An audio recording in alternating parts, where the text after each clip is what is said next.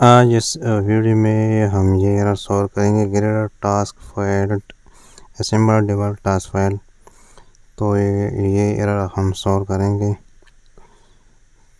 تو یہاں سے جو ہے ہم گریڈر پراپرٹی کا فولڈر جو ہے وہ اوپن کریں گے.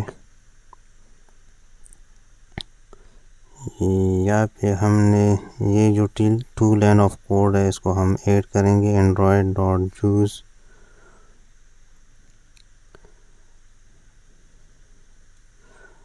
اینڈرائڈ ایکس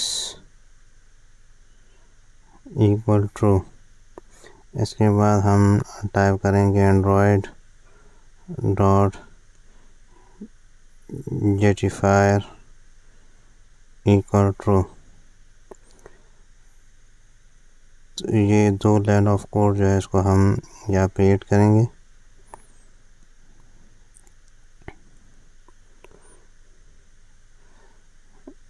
اس اپلیکیشن کو ہم سیو کرتے ہیں اور یہاں سے اگین ہم اس اپلیکیشن کو رن کریں گے. ٹرمینل نیو ٹرمینل پہ کلک کریں گے. یہاں سے ہم ٹائپ کرتے ہیں فلٹر رن اور انٹر پریس کریں گے. تو یہ اپلیکیشن ابھی رن ہو رہا ہے. تو یہ رن ہو گیا. تو اس طرح آپ اس ایرر کو سولو کر سکتے ہو, اپلیکیشن کو سکسیزفلی رن کر سکتے ہو.